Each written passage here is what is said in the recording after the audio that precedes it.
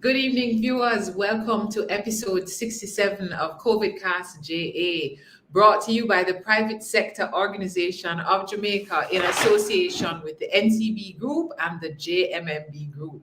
Tonight, we're talking about riding the third wave, critical business challenges. Tonight, we're going to be looking at critical decisions that businesses need to make, as well as decisions that we need to make as employers and as employees.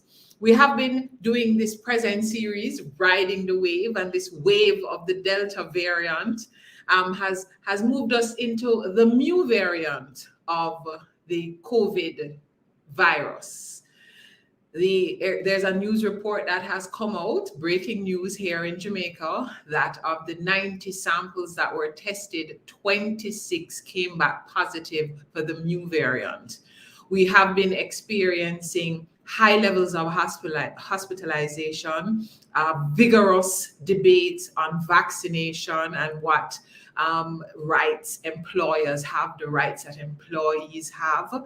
We have been experiencing lockdowns. We now have lockdowns from Sunday to Tuesday, so we have a shortened physical face-to-face work week. It has been a truly challenging time, but we've had to come together as a country to look to see how we can reduce the incidence of COVID. We're looking at very, very high positivity rates. We're looking at a time where our employees are anxious. School started this very week. School started on Monday of this week, and most of our students are again online. We asked the question, we are at episode 67. It is called CovidCastja. So we did start this series at the beginning of COVID. We didn't think we would need to get to episode 67, but a year and a half later, we are at episode 67 and we're at the third wave. So this evening, we have a fantastic lineup because we're opening the discussion to just various areas. So we will have a face that is very, I should start calling him my co-host, Gavin Goffe, who is a partner at Myers Fletcher Garden. He has been a key resource for us on a lot of the discussions, a lot of the legal discussions arising from COVID. We also have a lady who has been an ardent follower and supporter of our program, and someone who is certainly well known in the Jamaican fashion industry. She knew style before we knew what style meant. Michele, Coulton, managing director of Soho Boutique.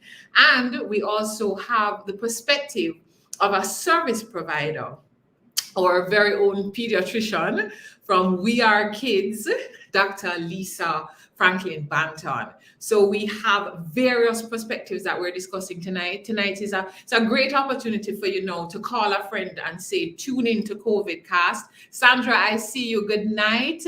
Aurora Perfume Oils, I also see you. Good night. Tell a friend, share. If this is your first time joining us, know that the 66 episodes that you would have missed are available on smallbusinessportal.com. But not only do our shows come with this live element, which is also available for you to review, but we also have a written memo that supports each episode. So for example, this week's memo looks at some of the considerations from an employment perspective. We also have notes on inventory. We're going to be talking to Michele Coulton from the retail perspective. And we also have considerations such as what decisions does a business need to be making at this time? Can we continue business? How do we keep our doors open? How do we manage through this COVID period? So if you're asking yourself, how do I get a copy of this memo? So copies of our previous memos are available on smallbusinessportal.com. And you can also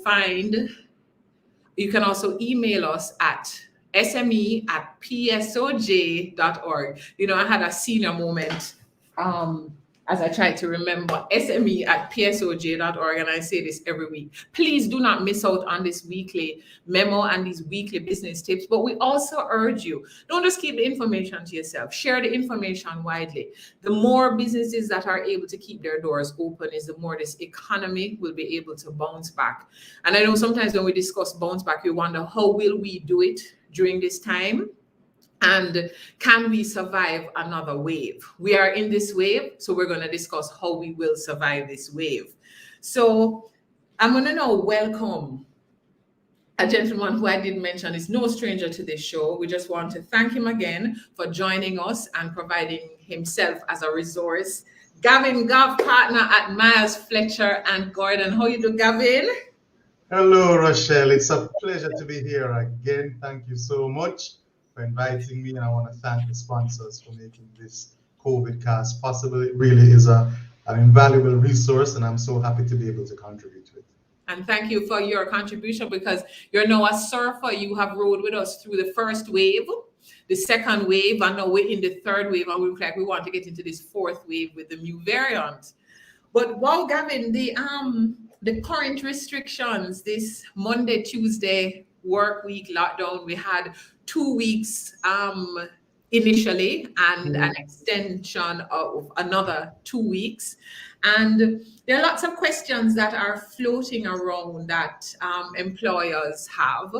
One of the key questions that we do find is, we have discussed before on this program, employee versus contractor. And persons are saying, if the person is a contract worker, am I still obligated to make that payment? Am I even obligated to pay my employees who are on this government mandated work from home? And there's some roles that are difficult to work from home, impossible, in fact, to work from. Right. I think, first of all, there is a misconception, an understandable one, albeit, that if you are a monthly paid employee, then if you're unable to go to work through no fault of your own, then your employer can't deduct any of your salary, any day's work from your salary. And that's not entirely correct. Because, of course, whether you're a contractor or you're an employee, there's a contract which underlies and underpins that relationship. And part of that contract is the expectation that an employee will be giving minimum 40 hours of work to that per week to the business. Sometimes it's more, sometimes it's less. But if you're unable to fulfill that obligation of your employment, then an employer isn't required by that contract or by the law to pay you for those days that you missed. So most employers, in my experience, have been paying for these no movement days, even if the employee cannot work from home. But there have been some who have not been doing that. And there really is nothing that requires them to do that. And again, it applies whether you are an employee or you are a contract worker. So it really does require some innovative solutions to try and ensure that we don't have a loss of productivity and a loss of income on the part of the employee. Now, if we are looking at it from the perspective of moving towards hourly wage contracts, that's something also which people have been looking at. So as contracts are coming up to be renewed, you see some employers saying that they can't give you permanent employment or guaranteed 40 hours per week. They can only give you a guarantee that they will pay you X amount per hour for as many hours as they're able to hire you for. So this week it might be 40, next week it might be 24, based on the no movement days intervening. And so moving into that kind of flexible arrangement where your schedule might change from 1 week to the next is one of the solutions that employers have had to resort to be able to have a consistently and predictable workforce and expenses to match. Okay. Thank you very much for that, Gavin, because As you did mention, there are lots of misconceptions, and many of us are having this conversation without making any checks as to what our rights are as employers, what our rights are as employees. And in regard to layoffs, we have previously discussed layoffs on the program. Is this a time that we're seeing that employers are seeking to go back to that route of layoffs? But before we even go there, when we started this discussion on layoffs, we had looked at some of the gaps in the law and what some of the remedies are. What now, a year and a half later, what what are we seeing happening in employment and with as a result of these layoffs? Where have we reached? Well, first of all, I'm so glad that you remembered. Yes, we had that discussion, and memories are all we have because there has been absolutely no progress in terms of policy or law to close those gaps. So we're still looking at a situation where employers are going to have to use layoffs in response to this third wave and probably whichever other waves come. And as the curfew restrictions tighten and as businesses take a hit, you are going to see that it's going to have to filter down. And they are going to be more selective about the people who they can have on board because the revenues have reduced. And that actually takes us a little bit into vaccination, because what you will find is that if a business owner has to make a choice in the workforce that some of these people have to be put on layoff, and some need to stay to essentially keep the ship afloat during this wave, I suspect you will see that priority will be given to those who are vaccinated. Yes. And we can't have a conversation now without talking about vaccination. Yeah. We used to only talk about vaccination when baby born, and we talk about immunization. Yeah. But the whole debate on vaccination has been very vigorous. But I see Debian, welcome. And before we move into vaccination, she's asking a question based on what we've discussed. How does the contract arrangement work with non-compete agreements? Oh, that's an excellent question, Yes. Debbie. Well, again, I'm not entirely sure what you mean by a contract arrangement. If you're speaking about an independent contractor, then usually you are free to work for the competition unless there's a particular clause in your contract that precludes you from doing that. Yes. Now, if you are an employee, just one who has a fixed term or a written contract, then even if the non-compete provision is not in that written contract, there is authority to suggest that it could almost be implied in certain circumstances and given the role that you might have. So if you are, especially if you are a senior person within the organization, as an employee, you might have an implied duty to not compete with business, especially if you are competing using information and advantages which you have only because of your employment. So that would probably be a no. All right. Thank you very much for that question, Debian. And Sandina asked a very interesting question. How do we treat the non-movement days for staff who have proceeded on vacation leave? Oh, yeah. Okay, well, if you're on vacation leave, if you're on any kind of leave, then you are treated for work purposes as if you are at work. So if you are on sick leave as well, if you're on maternity leave and a no movement day comes in, you're still entitled to get your payment for that day. It's a little bit different. If you are if you have proceeded on vacation leave and the vacation leave, for instance, were to end during the no movement days, it doesn't mean then that automatically the following day is a vacation day. that day, you may either have to take as additional vacation, or you might actually have to work from home if you are able to do so. Okay. Thank you for that question, Sandino. And as we move into this discussion on vaccination, and the big discussion is mandating vaccination. And we've seen some recent news reports about certain organizations that have taken particular positions with vaccinations. Let me ask just a straight up question. Can an organization mandate vaccination? And when we say mandate, what does that mean in terms of a legal definition of mandating? Sure.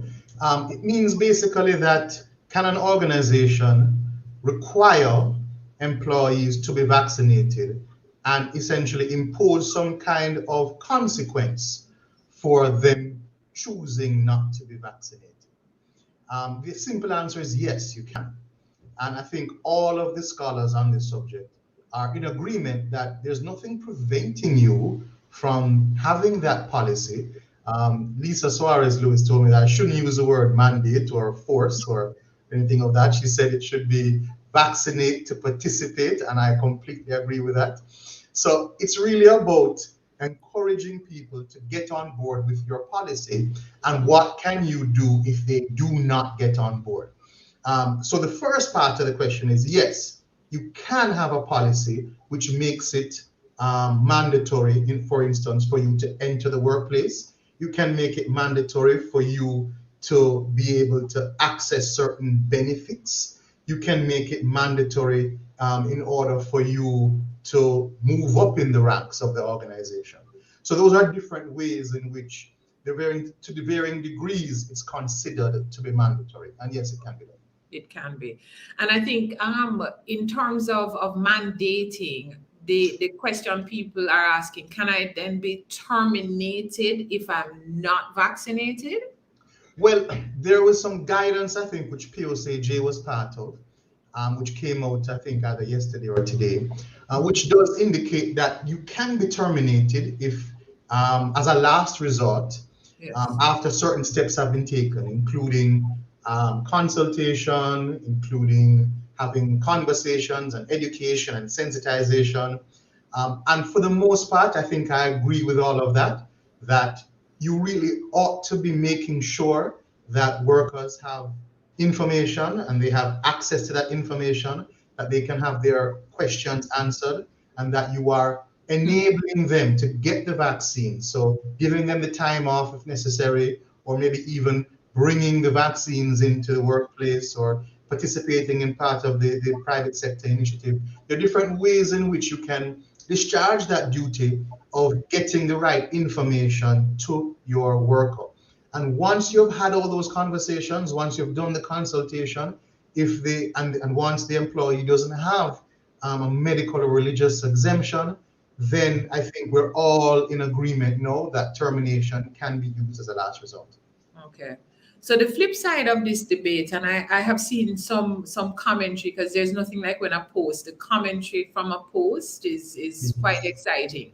And I'm seeing now a new level of question where persons are saying, suppose I am vaccinated, but my boss has refused to or just determined that they are not going to take the vaccine. Do I have a recourse as the employee? As an employee, certainly that if that's something which you have a grievance about, you should absolutely make it known. And that there usually, most businesses should have a grievance process and a grievance policy in place. Mm-hmm. You can complain to the proper channels within the organization. And if that doesn't produce an acceptable result, you can sometimes invite the intervention of the Ministry of Labor and Social Security to assist in essentially resolving those differences. Now, the ministry can't force anybody to take the vaccine, not the employer, not the employee, but it can facilitate that dialogue and discussion.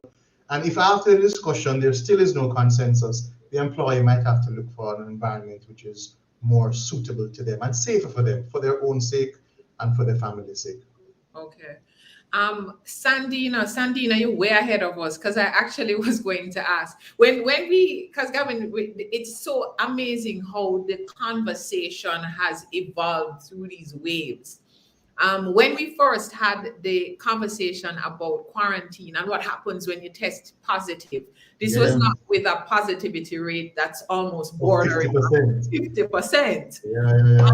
And Sandina asked a question: can the company ask workers to take vacation leave for periods of quarantine if they choose to travel and are not vaccinated? So, Sandina, I'm coming back to your question, but before we go there, with this high level of positivity, when someone has to isolate as a result of testing positive for COVID-19 or be hospitalized, what are their duties to their employer in terms of informing them, etc., and what is the duty of the employer to them, and what rights or decisions the employer needs to be making? Because it's highly likely that you could have 50% of your employees testing positive. Oh yeah, definitely. I think we have to look at it two separate tranches. First of all, you have the quarantine. Quarantine is for people who are not sick. Quarantine is for people who have been exposed and could potentially get sick.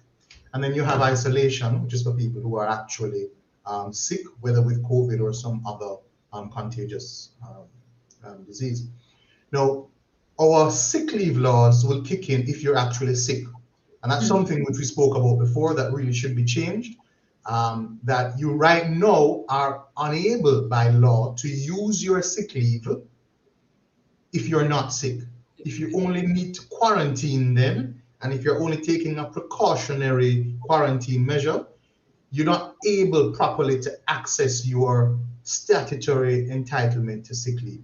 That kicks in once you have symptoms. But what has been happening is that most employers will allow an employee who is in quarantine to use up their sick leave if they have entered quarantine, I should say, through no fault of their own, especially if you've been exposed at the workplace. It really would be unfair and unreasonable to send the worker home and say, listen, you're on your own, even though you were exposed right here. Different situation now. If you take up yourself and go on a foreign and decide that, or you take up yourself and find yourself at Dream Weekend, and all of a sudden now you have to be isolating or you have to be in quarantine. That might be a different consideration for an employer, and they may not be so willing to compromise on that. Which then takes me into the question about the vacation leave, which is that an employer can ask an employee to take vacation leave at any time. But the employee is the one who essentially can say, no, I don't wish to use my vacation leave at this time.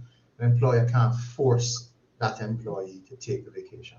The flip side of that, and this is very important, the flip side of that is that if you're not at work, whether because you're quarantining or isolating, if you are unable to work from home, and if you don't have or not entitled to any kind of paid sick leave, your employer can say to you that they are not going to pay you for the time that you are home and not working unless you take vacation.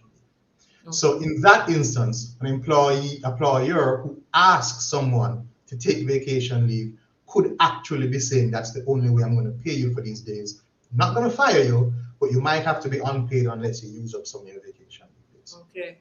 So Gavin, in a situation where an employee takes their 2 weeks vacation and they use it to travel overseas, and we do have a government mandate on the number of days for quarantine.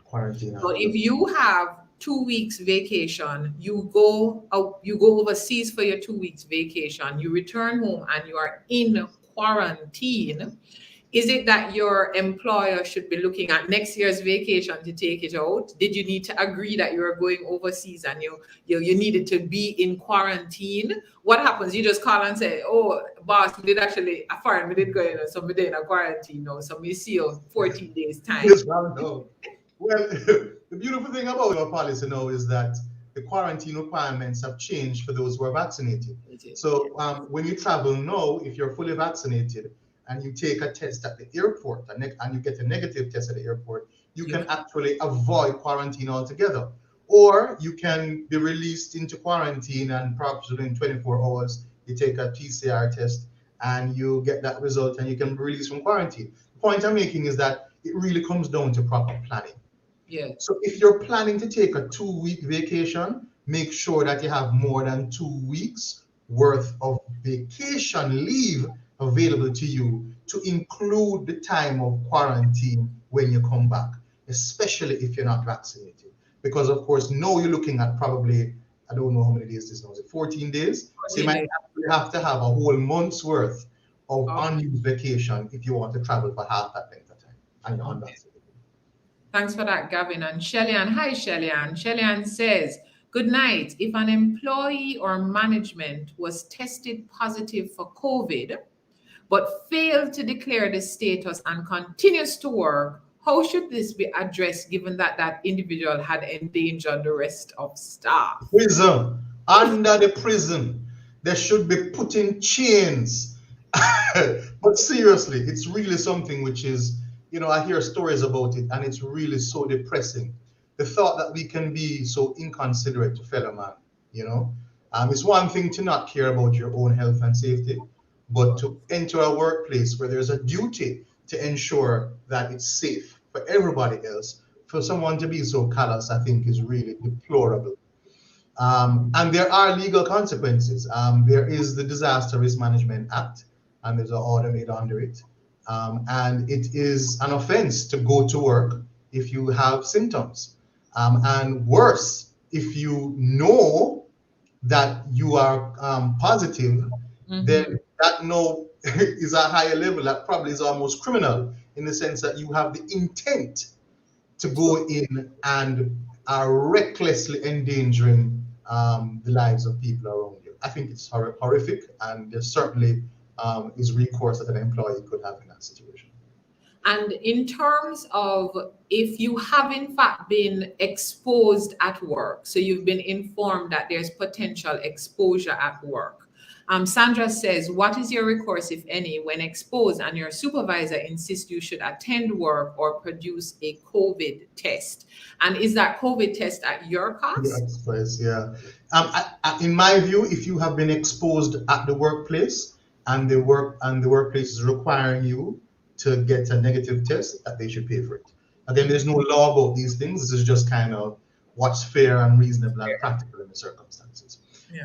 And if you have been exposed, there are provisions under the Disaster Risk Management Act which would essentially protect you from having to go in. In fact, if you're exposed, I think you're supposed to make a report not only to your employer, but also to the Ministry of Health and Wellness. And certainly, if they say that you are to quarantine or isolate, then that overrides any instruction given by your supervisor. Okay. Well, Gavin, thank you so much. As usual, you have not only answered our questions, but also opened our minds to some of the misconceptions that we have. And as we're wrapping up, though, based on some of the trends that you are seeing, what are some of the quick guidelines you would just leave with our audience, or just some things that they need to be paying attention to? Sure. First and foremost, guys, get vaccinated. It's the most important thing you can do for your own safety, for the safety of those around you, and for us as a community to start getting back to where we need to be and recovering stronger. The second thing I would say is you need to make sure you're getting your information from credible sources. There's a lot of misinformation out there, and especially if there is a deficit of trust in the relationship between yourself and your workplace, sometimes you might feel that the information that is being given to you is incorrect or is misleading, but find the information that you trust but make sure it's a credible source. And then I think you'll probably be guided in the right direction. And the last thing I want to say is that, you know, we all have to work together. We all have to compromise. And the strict insistence on your right is not really appropriate in the current environment. We're in a pandemic. We all need each other. We all have to compromise and help each other to get through this together. And I think that if we start looking at it from that perspective, instead of looking at it solely about our own narrow circumstance, then we all stand to profit from it. And hopefully, we will make it through this pandemic. Well, thank you so much, Gavin. Gavin Goffe, partner at Miles, Fletcher and Gordon, and one of our, we have to call him our in-house resource now. He has been riding these various waves with us.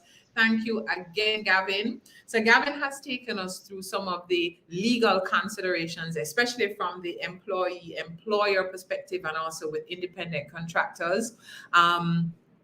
And Bevelyn, I'm just seeing some comments. Bevelyn says, thank you, Gavin, for the information. Sandina says, thank you so much, Sir Goffe.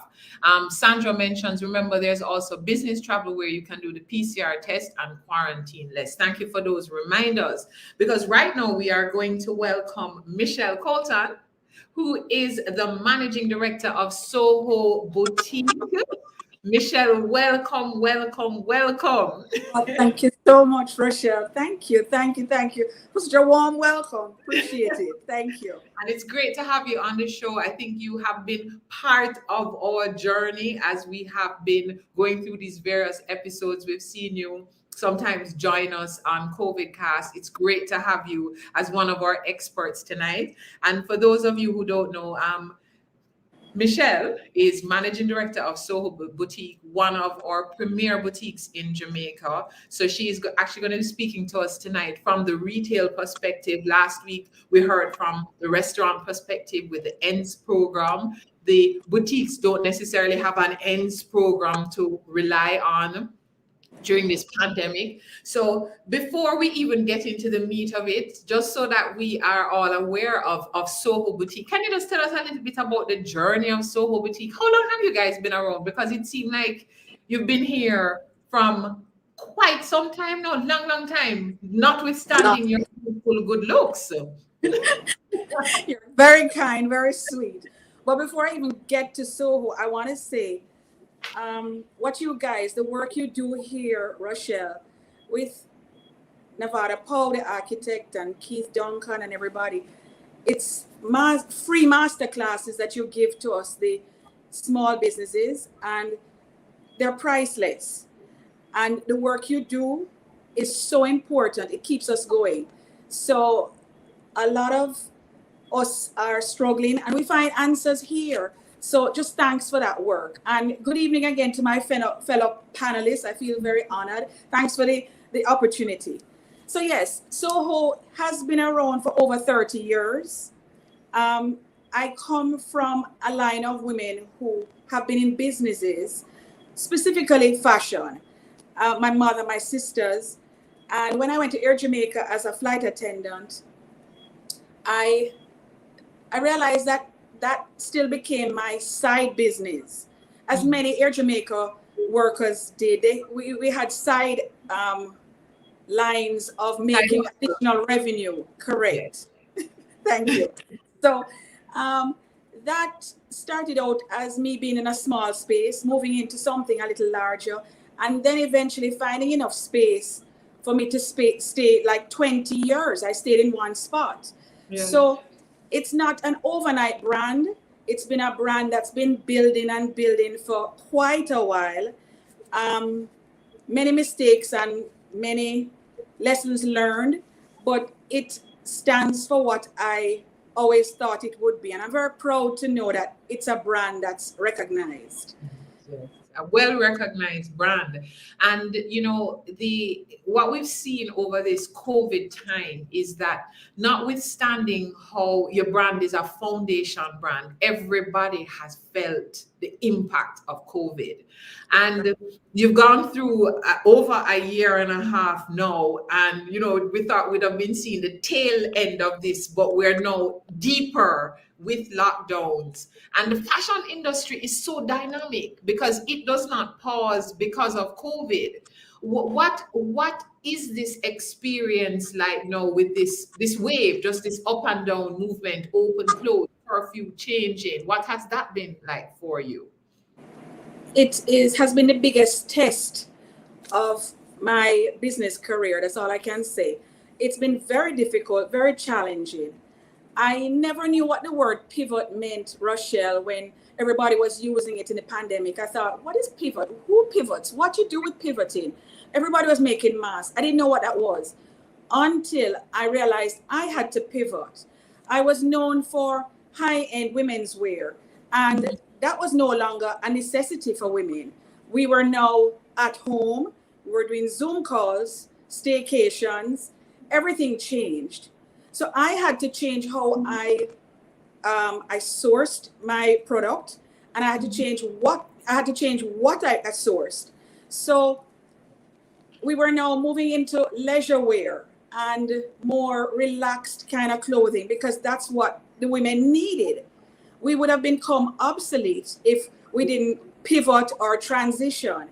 So yeah, the fashion industry is very fickle, but you have to move with what your clients really want and need, or they don't need you. Or they don't need you. Mm-hmm. And one of the things that I've noted that you have increased your online presence, but not just that you are online, but very interactive and, offer like pairing of the clothes with the shoes and where you should be wearing them to. Has this been something that you were working on pre-COVID and you finessed, or did you dive into just this bigger platform since COVID? No, we were quite comfortable pre-COVID, but then we realized we had to ramp everything up if we wanted to stay current or, in anybody's minds. We had to, and this is where I come to one of my points, which is very important. You need to ask for help when you know you need it. So we enlisted a media company to help us be more creative with how to entice and excite our clientele. And that's why you probably see all these things now with pairing of different items and, just trying to make it more creative and interesting for our clients. Yeah. But you have to get expert help if you need it. We were quite comfortable before COVID, what we were doing, but we had to ramp it up. Yeah. And the question that people ask is, in the face of lockdowns, in the face of curfew, what kept this business open? How do you keep this business open and vibrant? Wow. It takes a lot. I would say I have to look at my team first of all. They're everything. And when you have lockdowns, it affects your team first, not just you. And so we try to just stay open as much as we can within the guidelines of the government, their guidelines. And we do it safely. We observe all protocols as much as we can, and we overdo it sometimes. But boy, Rochelle, it's very difficult. Mm-hmm. It's just one of those things that you have to put your head into. And as my goddaughter Kimberly keeps saying to me, Auntie, just breathe and push through. Just push through. Just breathe, push through. The rest will happen. So I probably don't have an equation to tell you, oh, this is what happened. But you just have to keep grinding. You just have to work at it really hard, whether you like to or not. We kept the doors open by doing that. Yes. So you've kept the doors open, you've pivoted, you have increased your online presence, you got help for that. And I see 2 comments here. Customer service at Soho, second to none. Carol Aina says, best shopping experience in Jamaica. Kimmy says, Soho is in a league of its own, an icon in the fashion industry. So we are seeing league of its own. We're seeing customer service. How has that changed? How have you had to ramp that up in this COVID time so that you keep your customers coming? We decided that mediocrity was not going to be an option. When people were cutting back, we were adding. And that in itself, Rochelle, is a very weird thing to try and understand. But when the wave is going this way and you go the opposite way, it's scary, but you do it. And so we I hired new staff. I did giveaways. I researched different clothing brands because now remember, I am competing globally with everybody who is at home buying online. And so we had to find brands that were still very fabulous, but came at better or more affordable prices. People were no longer working. They had less money to spend. So we had to definitely change how we did things, look at it really hard and realize that we had to ramp it up instead of cutting back hours or time or staff. We went totally full force ahead. And I think it has paid off because fear can cripple you that you don't move. You know, you just stay stationary and you get very fearful. But we decided that, you know what, we're going to go harder. We're going to go harder. We're just going to keep pushing. Yes. We have done shows in the past looking at inventory. In fact, last year we looked at, you know, how you consider inventory with Christmas coming. We didn't think we'd be having this conversation again this year. But when you're looking at summer, when you're looking at Christmas coming, shipping costs have gone up. The unpredictability of this time. How do you manage your inventory? How do you determine how much to order, when to order? Because that is a new level of the science of inventory management. Luckily, well, I go back to relationships again. You have to have very good relationships with your suppliers, your shippers, and I've always had that with my suppliers. So I was able to say to them, hold on that, or increase that, or give me a part, or slow it down a bit, and don't give me this until this time. So that relationship allowed me to probably stagger or increase as I needed to. And they themselves were having such a hard time globally, even, you know, like sourcing raw materials. So everybody had to work together in this. As for the shippers, we have a very close relationship. Some people ship with companies that they don't even know. I know my shipping company. I was able to sit down with meetings with them and say, why are these prices getting so much higher? Why is it getting heavier and heavier? When they explained to me that everything is attached to the US dollar and their operational situation, and I got a better understanding, I had to absorb it. I passed on some, but I had to absorb it. So it's a real issue where you realize you're not alone in this. You have to work with other places, other companies, and it's a give and take. So relationships are extremely important, very, very important. And as you have rode the waves of the pandemic, we would have had we have various times where things looks like things are smoothing out a bit and we're seeing the light at the end of the tunnel. And then bam, you get 3-day lockdowns. In terms of your business planning process, what is that process like? How do you determine, should we even open for that week? Should we close for the entirety of this period? How do you make those decisions and what goes through your mind? Well, really for us, it was quite kind of easy because we're a storefront. So we need to be open. And when you have lockdowns, it affects, as I said, your staff more than anything. And this is our livelihood. This is how my team makes money. This is how I make how I make money. So we open all the time. Once it's allowed, we're open. We do it safely. We do it within the confines of all the protocols. But we have to ride it out just like everybody else. The downtimes, the lockdowns, we suffer. But then you make the most of the days that you're open. You try and reach out to your clients. You do all that you can in that short space of time. You're just working more effectively and more efficiently in the shorter time that you have. Yes. And I see Carol Anna says branded card keeps you remembering the experience. So, you have been innovative in just even the various marketing initiatives.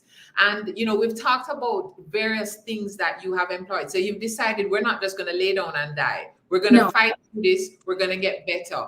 What are some of the learnings you've had and some of the tips you would give to your fellow SMEs? Okay, Rochelle, I want to maybe a little lengthy, but bear with me. Number one, I want to start with money. You can't run a business without money. It just doesn't happen. It is what it is. Emergency funds are important for a business. You have to have an emergency fund in place. It's a must. That is what saved me in 2020. I don't know what I would have done if that buffer was not in place. And you don't have to start with a large amount. It can just be something that you grow gradually. But I would advise all my fellow entrepreneurs, all my fellow small businesses, start today. Start with an emergency fund. You have to have one because emergencies happen. Yes. You don't plan for it, but they happen. Going into something I touched on already, I think communication is another area that you have to keep afloat with your clients. We used all the social media platforms that were available to us. Instagram, Facebook, YouTube, emails. I don't know, we did everything, phone calls. I did an open letter to all my clients explaining, just what we were going through and we as a business, how we appreciated their continued support. I think you have to stay true to communicating with your clientele. They'll forget because they're busy with their lives, and you want to make them know that you remember them and you would like them to remember you. So it goes both ways. Communication is key. You have to stay in touch with your clientele. Yeah. My third, if I were to give you a tip, was I continue to stock the store. That's so strange and weird and goes against the grain of everything. But what I realized that stores overseas were not restocking because probably financially they couldn't. And then they had to close their doors. We pushed ahead and we definitely got into our restocking because we needed to excite our women in such a sad time. We wanted to be able to offer, beautiful things that they will be attracted to lift your spirits. We're not dead, Rochelle. We're in a pandemic, but we still have to have some amount or semblance of life. And so, we continue to stock. I would say also asking for help, which I told you about earlier. Get the expert help that you need. Even if it costs some money, invest it in your business. Get the help that you need. I told you I hired additional staff, which is also a crazy way to go. Oh, yeah. But if you know it's going to make your business or your experience suffer, hire, although everybody is cutting back, don't look at what everybody else is doing. Do what you need to do to get through this pandemic. Don't stay in your lane. Do what you need to do and do it well, not mediocre. Do it at that level. You know what I mean? Where everybody knows that they're getting a full experience. I would say not just convenience-based, but we definitely repositioned ourselves. And this other point that I am about to say, it may work for some people, it may not work for others, but it's as simple as giving back. When we were not making any money, we were struggling. Remember now, we were close to something like 57 days or more. And then add on all the nil days that went along with that. You're talking about a vast array of days that can cripple a company, especially a small business. But we weren't making money, but we knew that we had to give back. So my team and I decided, let's do Spanish Town Hospital. And we did the masks and the sanitizers and the usual things that everybody needs. And I want to say that the universe is very exacting. When you give, you get so much more. And you may think you don't have enough to give or yours is so small. But the little that you can do, it helps the community at large. We're getting ready to do another wave of donations. And I think whether you want to call that grace or faith, I think those things really enrich a business because you are getting back tenfold what you give out. So giving back, we have to look at that as a community. We can't be just selfishly trying to prod through on our own. Watching religiously CovidCast didn't hurt one bit. That was my go-to masterclass every week. I'd be rushing home to tune in to get my feast. I just want to take off my hat to you guys, your team, Nevada Poe, everybody who has contributed to making small business know that they matter, because that's what you guys have done. We've never had a forum before this. So when I was crying in my pajamas and very sad and depressed, I knew that there were other people going through it, and CovidCast kind of gave me bits and pieces along the way how to maneuver. So you just have to take all the positive information that's out there for you, and it's free. You guys are giving it to us free. So it helped me in my business. That's what I know for sure. Wow. Well, Michele, you know, as I'm sitting here, I'm saying that's why you've been in business for over 30 odd years.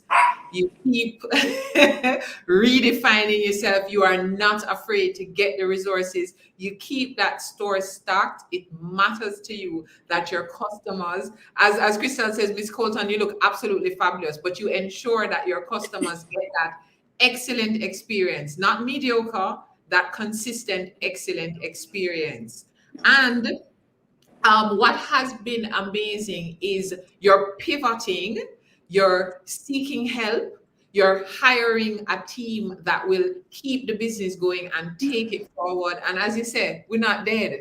So stay alive. And we just wish for you here at CovidCast. We are grateful for your endorsement of this program. These are the kind of things that keep us going, knowing that it is making a difference. So thank you very much for your support. And to the Soho team, we say up, up, up. Continue with this. I couldn't do it without them, Rochelle. I could not. I'm so indebted to my team. So thanks for the forum, you know what I mean? But let's stay positive, because we're in very sad times, but we have to keep pushing and push harder than we used to. We can't fold up and play dead. It's not an option, not at all. And mediocrity, no to mediocrity. No to mediocrity. We have to stay positive, and laying down and playing dead is not an option. Crystal says, the best boss. Karen Sanka says, Soho's business model will blow your mind. Always ahead of the retail game. The fact that they have survived 3 waves of a global pandemic says it all. Thank you, Karen. Thank you, Crystal. Those are my rocks of Gibraltar. Those are my girls. Thank you very much, Rochelle. I appreciate the time. Yes, and we appreciate you joining us as the expert tonight. We've certainly taken note of what you've said. And viewers, if you are just joining us and you didn't see the beginning of this, know that it's on smallbusinessportal.com, YouTube, Facebook, etc. You have to watch this over. We've heard from Gavin Goffe. He's talked to us about some of the legal implications of this 3rd wave and some of the considerations. We've talked to Michele Coulton, who is one of our SMEs, who is riding the wave, experiencing the lockdown. She has talked to us about some of the decisions she has made to keep her business not only alive, but to grow her business during a pandemic. We are now going to be joined by Dr. Lisa Franklin-Banton. Dr. Banton, who is primary consultant pediatrician at We Are Kids Paediatric Center. And for those of you who have never seen her on Instagram, because she's constantly providing us, she's part of my Instagram information on various steps that we need to be taking with our children. But she's also not just focused on the pandemic, but just that general raising the children. So please follow We Are Kids. Now, Dr. Banton, we are now at Mew. So, you know, we have to wonder if we got alpha, beta, mu, all kind of names this COVID has had. We've seen a time where with telemedicine, increased telemedicine. What has this experience as from your perspective as a business owner, as a service provider in an industry that is very touchy-feely, and you are also dealing with children? What has this experience been like for you? Thanks, Rochelle, for having me.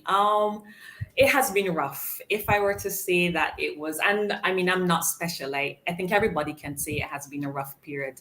I've really had to dig deep, like dig really deep.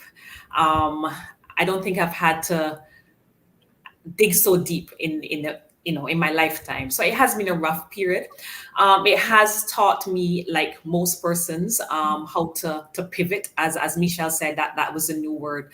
How do we get around this? I mean, the whole telemedicine thing prior to COVID, it wasn't something that I practiced. And certainly when COVID happened, I had to quickly learn how to engage persons through telemedicine, how to make them feel confident that it was okay to be engaged in that way, because at that time, a lot of persons didn't want to come into the office. So it really has been a rough period. I mean, dealing with kids, as most parents would know, when it comes to a sick child, you know, our parents are really, so it has been a rough period. Yeah, and you have been very active on social media platforms, and you are providing such great information. Can you tell us about some of the various pivots? Because I don't think in your medical training they had gone through, like, you open the doctor's office, you have a pandemic, the place I got locked down. What have been some of your pivots and learnings during this time? So you spoke about social media. I'm totally not a social media person, like totally not. And I had to learn to embrace that space so that I can reach out to my patients, to my parents out there, to let them know what we were doing differently. I'm trying to encourage them it's okay to still come into the practice. So that was one of the things that I definitely had to do. We didn't learn business at med school. I don't know if they're doing it now, but at med school, we did not learn business. And I quickly had to learn to think business as opposed to just being a doctor. That I had to do. And as Michele said, luckily I had those persons around me who were able to hold my hand, take me through, give me some advice. People like my husband, who was able to say, okay, Lisa, this is what we need to do. This is what we need to do to get patients back in the office. So there really has been a lot of twisting and turning, coming out of my comfort zone and doing things that I ordinarily would not want to do. Yeah. So, you know, it's funny, various professionals have had to lift their heads out of what they've studied and focused on and expanded into all kind of marketing, social media that was not necessarily on the table. But also, you know, you would have opened your practice, you've done your staffing, you do your scheduling, you probably have a software, and then you have lockdowns and curfew days. How have you had to adjust, even with working with your team who also have the possibility of exposure in a doctor's office? How do you manage that staffing scheduling of your patients? What has that process been like? So luckily, because of my practice is a fairly small practice. So my admin staff, we don't have that many persons on staff. So what I've had to do is to schedule it in such a way that we don't have too many of them in the same space. Scheduling, we've had to adjust our time. So ordinarily, if I go into office at 9, I may be in office as early as 7:30 to try to accommodate those patients who were not seen before.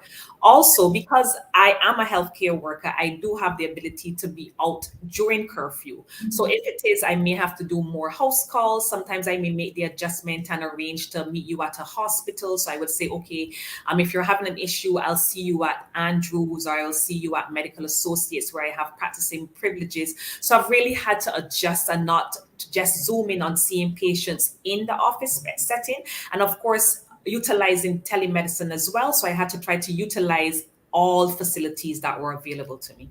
Yeah. And you know, we touch on the telemedicine, and some people are kind of like, no, oh, you can treat people over like one camera.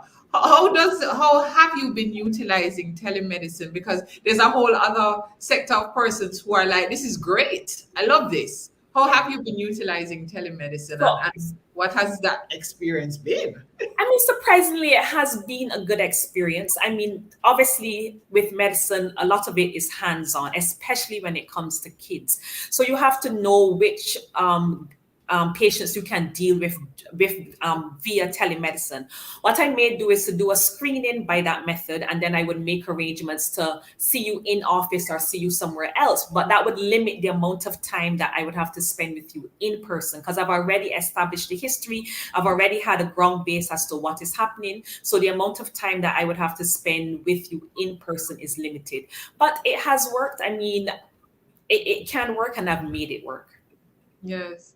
And in terms of just management of your business, customer service, you know, there was a time that certain professions never needed to be nice because you name doctor.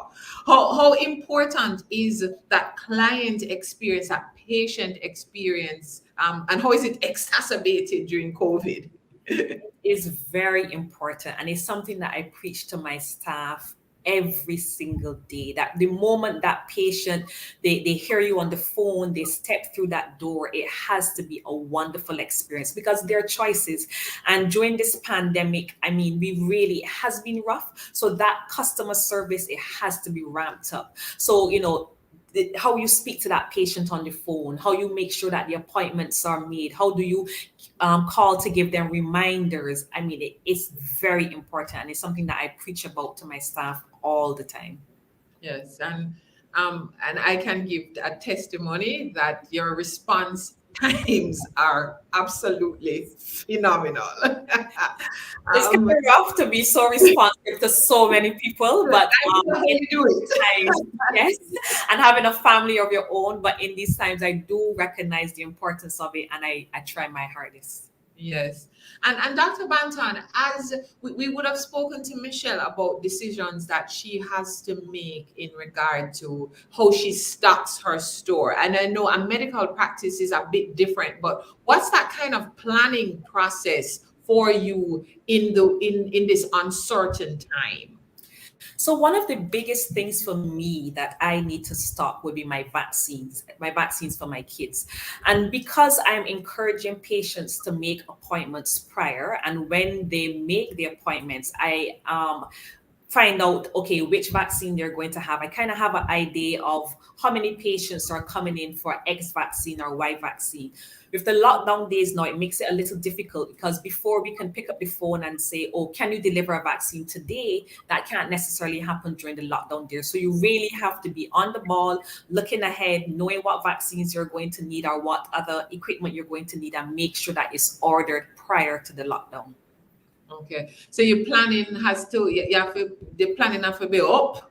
Absolutely. You have a buzz. Sanya Goffe says Lisa is the best pediatrician in Jamaica. Thank you, Sanya. Lisa, as you, so we've talked about customer service planning, the pivoting in your profession. You just mentioned vaccinations, and you know we cannot talk about vaccinations. From your perspective as a healthcare provider, should your staff be mandated to be vaccinated? Does that matter? It absolutely does. And it absolutely does matter. And I mean, all of our physicians within the practice, we're all fully immunized. Getting our admin staff to be vaccinated, initially it was a little difficult, to say the least. But I had to encourage them. You know, we have patients coming in, we don't know what we're being faced with. You need to be vaccinated. So definitely is something that has been encouraged. Yes, and in terms of this all of the vigorous debates, we see the new variant here. What advice do you give to parents with children who are themselves wondering, should I be vaccinated? Should they be vaccinated? Do parents have that responsibility to their children? Yeah, they absolutely do. And I have been encouraging all my patients, please, those who are eligible to be vaccinated, get vaccinated. And it's so funny, the kids want to be vaccinated. It's really the parents who are so hesitant about it. Up to today, I had a patient who came into the office and he was like, Doc, tell mommy I want to get vaccinated. Encourage her. Tell her that I must get vaccinated. So the kids want to get vaccinated. Our kids are suffering. They want to have something to hold on to that they can get back out there with their friends, get back to school. So I do encourage you. If you're 12 and over, get your kids vaccinated. And as parents, we too need to be vaccinated. We can't be expecting our kids to be vaccinated and we are sitting back, oh, I'm just waiting. I'm not sure what you're waiting on. I know that there's a lot of information out there, but as Gavin alluded to, speak to someone who is trusted, go to sources that are reliable and get reliable information. I do encourage you to get vaccinated. Yeah, and I see Sasha asked, where does she find your office and could she get a contact number? And we've posted it in the chat, shop B 211 Manor Center, 195 Constant Spring Road. And before we go on to on social media, where do persons find you if they want to start following you on social media? So my Instagram handle is We Are Kids JA, and I'm also on Facebook at We Are Kids Paediatric Center. Okay. One of the things that, and we thought it important to speak to service providers who are trained as professionals. So as with medicine in law, you never really spend much time on the business aspect of it. So now we're dealing with pivoting, marketing, we're dealing with customer service.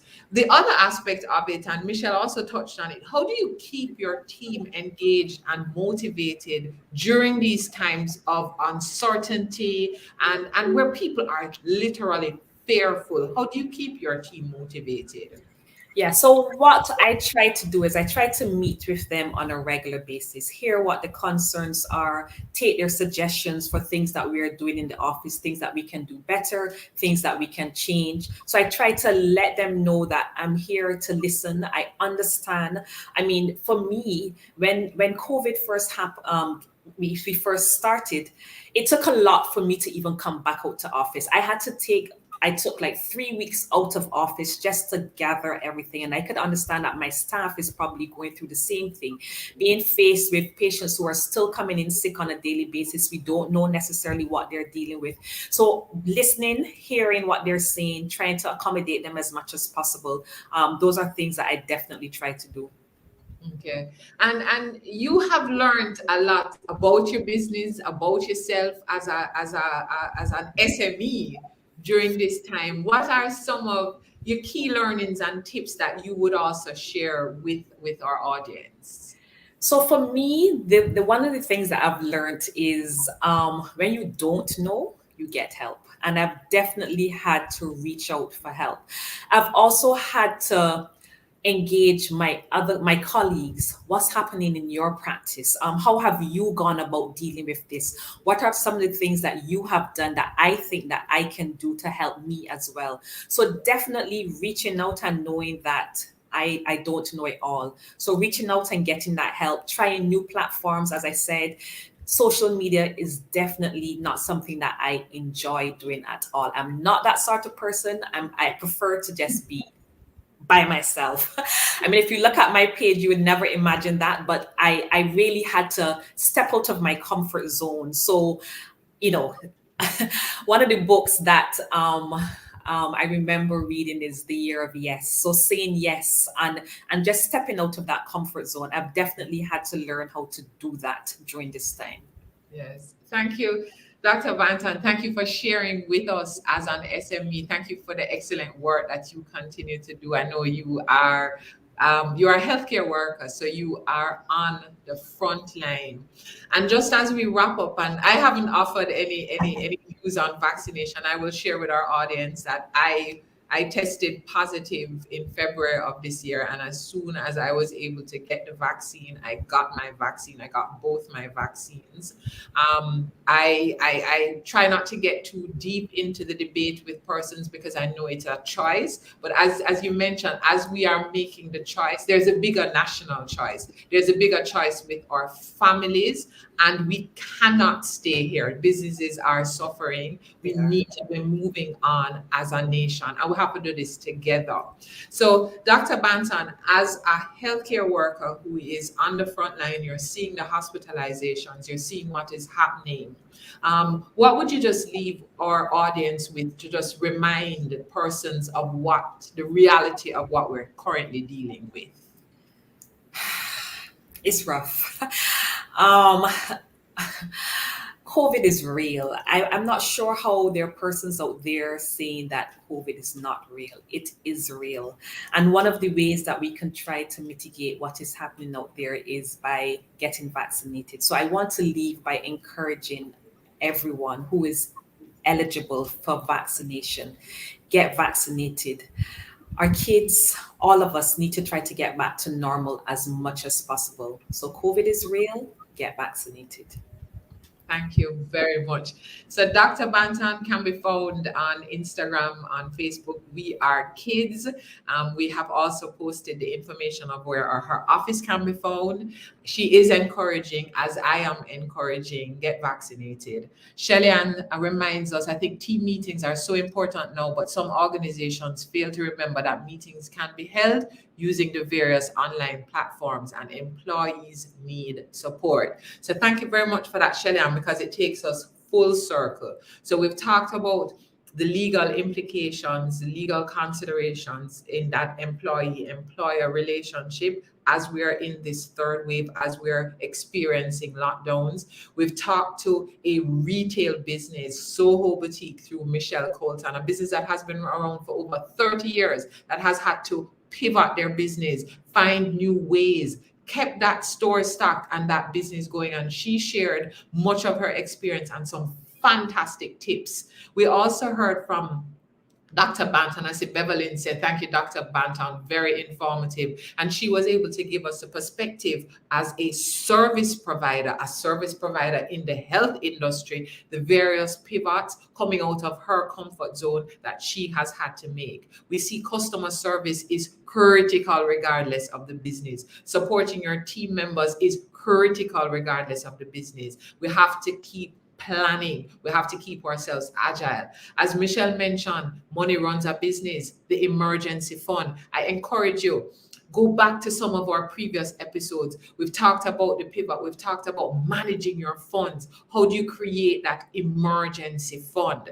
Remember, we are at episode 67. So if you're joining us for the first time, you've missed 66 episodes, but not really, because they're available on smallbusinessportal.com. They're available on our YouTube page, on our Facebook page. Please go back and review, but also access the memos. The private sector organization of Jamaica, in association with our partners who have just really been with us, JMMB Group, NCB Group, and who continue to support us in providing this information for you for free. You can email us to be on our mailing list at sme@psoj.org.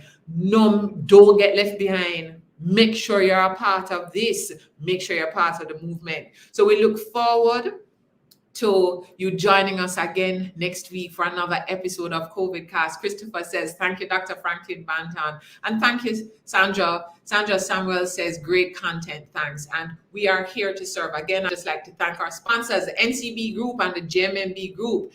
CovidCastja brought to you by the Private Sector Organization of Jamaica. Join us again for another exciting episode next week. And next week, we're also going to be talking to you about our upcoming conference. So you can start looking out for information on that. We are here to serve. Thank you very much. Get vaccinated.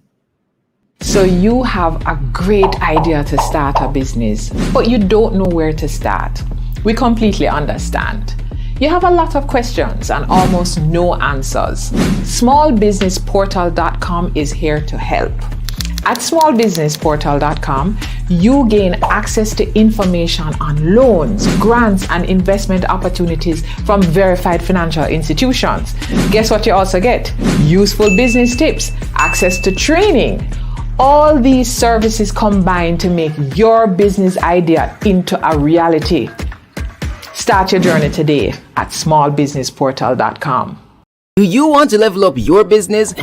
Level up. Join us on CovidCastja every Thursday at 7:30 p.m. on Facebook and YouTube at PSOJ Financial Access Jamaica. And don't forget to follow us on all socials to interact with our weekly polls and Q&As.